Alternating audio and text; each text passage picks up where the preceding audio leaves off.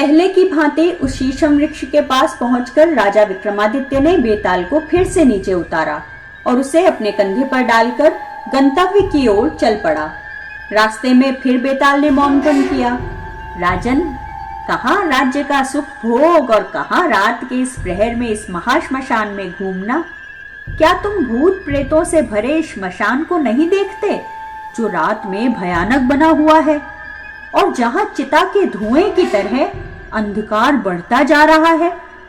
तुमने उस योगी के कहने पर न जाने क्यों इस असाध्य कार्य को करना स्वीकार कर लिया है।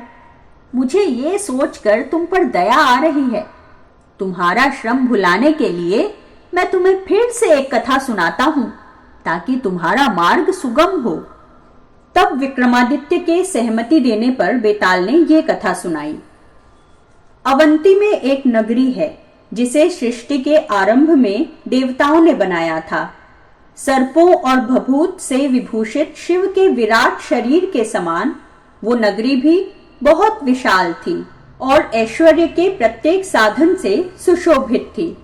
जो नगरी सतयुग में पद्मावती, त्रेता में भोगवती तथा द्वापर में हिरण्यवती कही जाती थी, वही कलयुग में उज्जैनी के नाम से प्रसिद्ध हुई। उस उज्जैनी में वीरदेव नाम के एक राजा थे, जो भूपतियों में श्रेष्ठ थे। उनकी पटरानी का नाम पद्मरती था। पुत्र की कामना से उस राजा ने अपनी पत्नी सहित मंदाकिनी के तट पर जाकर तपस्या के द्वारा भगवान महादेव की आराधना की। बहुत दिनों तक तपस्या करने के बाद जब उन्होंने स्नान और अर्चना की विधियां पूर्ण कर ली, तो भगवान शंकर प्रसन्न हुए और आकाश से उनकी वाणी सुनाई पड़ी। राजन, तुम्हारे कुल में पराक्रमी पुत्र उत्पन्न होगा। अतुलनीय रूपवती एक कन्या भी तुम्हारे घर में जन्म लेगी, जो अपनी सुंदरता से अप्सराओं को भी मात करेगी। ये आकाशवाणी सुनकर राजा वीरदेव की कामना पूरी हो गई। वो अपनी पत्नी सहित अपनी नगरी में चला आया। वहां पहले उसे शूरदेव नाम का एक पुत्र पैदा हुआ और फिर उसकी पद्मरती ने एक कन्या को जन्म दिया। अपने सौंदर्य से कामदेव के मन में भी आकर्षण उत्पन्न करने वाली उस कन्या का नाम उसके पिता ने अनंगरती रखा। जब वो कन्या बड़ी हुई, तब उसके योग्य पति प्राप्त करने के लिए उसके पिता ने भूमंडल के सभी राजाओं के चित्र मंगवाए। राजा को जब उनमें से कोई भी अपनी कन्या के योग्य न जान पड़ा, तब उसने स्नेह से अपनी पुत्री से कहा, बेटी, मुझे तुम्हारे योग्य कोई वर नहीं मिलता, अतः तुम स्वयंवर द्वारा अपना वर स्वयं ही चुनो। पिता की ये बात सुनकर उस राजकुमारी ने कहा, पिताजी, लज्जा के कारण मैं स्वयंवर नहीं करना चाहती, किंतु जो भी सुरूप युवक कोई अनूठी कला जानता हो, आप उसी से मेरा विवाह कर सकते हैं। इससे अधिक मैं और कुछ नहीं चाहती। अपनी कन्या अनंगरती की बात सुनकर राजा उसके लिए वैसे ही वर की खोज करने लगा। इसी बीच लोगों के मुंह से ये वृतांत सुनकर दक्षिण पथ से 4 पुरुष वहां आ पहुंचे, जो वीर थे, कलाओं में निपुण थे और भव्य आकृति वाले थे। राजा ने उनका स्वागत सत्कार किया।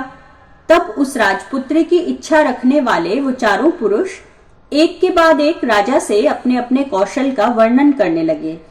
उनमें से एक ने कहा, मैं शूद्र हूं, मेरा नाम पंचपटिक है।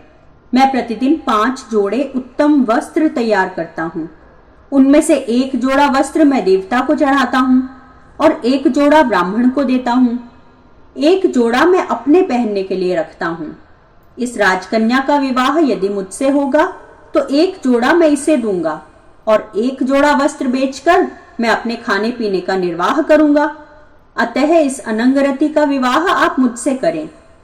पहले पुरुष के बाद दूसरा पुरुष बोला, राजन, मैं भाषाज्ञ नामक वैश्य हूं। मैं सब पशु पक्षियों की बोलियां जानता और समझता हूं। अतः इस राजपुत्री को आप मुझे दे दें। अनंतर जब दूसरा ऐसा कह चुका तो तीसरा बोला, राजन, मैं एक पराक्रमी क्षत्रिय हूं। मेरा नाम खड़गधर है। खड़ग विद्या में मेरी बराबरी करने वाला इस धरती पर और कोई नहीं। अतः राजन, आप अपनी कन्या का विवाह मुझसे ही करें। ये सुनकर चौथा बोला, मैं एक ब्राह्मण हूं राजन। मेरा नाम जीवदत्त है। मेरे पास ऐसी विद्या है जिससे मैं मरे हुए प्राणियों में जान डाल देता हूँ। अतः ऐसे कार्य में दक्ष मुझको आप अपनी कन्या के लिए पति रूप में स्वीकार करें। दिव्य वेश वाले उन चारों पुरुषों के ऐसा कहने पर राजा सोच में पड़ गया और विचार करने लगा कि वो किसके साथ अपनी कन्या का विवाह करे। इतनी कथा सुनाकर बेताल ने विक्रमादित्य से पूछा, राजन, अब तुम ही बताओ कि राजकुमारी अनंगरती का विवाह उन चारों में से किसके साथ होना चाहिए। जानकर भी यदि तुम इसका सही उत्तर नहीं दोगे तो मेरे श्राप द्वारा तुम्हारे सिर के 100 टुकड़े हो जाएंगे। ये सुनकर बेताल को राजा विक्रमादित्य ने बताया, योगेश्वर, आप समय बिताने के लिए ही मुझे मौन भंग करने को विवश करते हैं, अन्यथा आपका ये प्रश्न कौन बड़ा जटिल है। आप स्वयं ही सोचिए, उस शूद्र जुलाहे को क्षत्रिय कन्या कैसे दी जा सकती है? वैश्य को भी क्षत्रिय कन्या नहीं दी जा सकती, और फिर उसे जिसे पशु पक्षियों की भाषा का ज्ञान है उसका भी क्या उपयोग है? जो ब्राह्मण है, अपना स्वयं का काम छोड़कर बाजीगर बन गया है, वो भी उसके पति होने के योग्य नहीं है। अतः राजपुत्री के योग्य तो वो क्षत्रिय पुरुष ही है। उसी से राजपुत्री का विवाह करना उचित है जो कुल में समान है, अपनी विद्या जानने वाला तथा पराक्रमी है। राजा की बात सुनकर बेताल ने कहा, राजन, तुमने बिल्कुल सही उत्तर दिया। राजकुमारी का विवाह उसी से होना चाहिए क्योंकि समान कुल और पराक्रमी व्यक्ति के साथ ही कन्या का विवाह अनुकूल होता है। पर मेरे प्रश्न का उत्तर देते समय तुम हम दोनों के बीच हुई शर्त को भूल गए, अतः अब मैं तो चलता हूँ। ये कहकर बेताल राजा के कंधे से उतर गया और पुनः उसी शीशम वृक्ष की ओर उड़ गया जहां से विक्रमादित्य उसे लाए थे। राजा विक्रमादित्य ने भी अपना हौसला न खोया। बेताल के जाते ही वो भी पुनः उसे लाने के लिए उस महाश्मशान में उसी वृक्ष की ओर चल पड़ा। अनंतर विक्रमादित्य ने शीशम वृक्ष के पास जाकर बेताल को वृक्ष से उतारा और अपने कंधे पर डाला और वहां से चल पड़ा। जाते हुए राजा से उसकी पीठ के ऊपर बैठे हुए बेताल ने कहा, राजन, तुम थक गए हो, इसलिए थकावट दूर करने के लिए मुझसे यह कथा सुनो। किसी समय वीरबाहु नाम का एक श्रेष्ठ राजा था जो छोटे बड़े अनेक राज्यों पर राज करता था। उसकी राजधानी अनगपुर नामक नगरी थी जो वैभव और भव्यता में कुबेर की नगरी को भी। बेताल ने राजा को क्या कहानी सुनाई, ये जानने के लिए आप देखिए हमारा अगला वीडियो।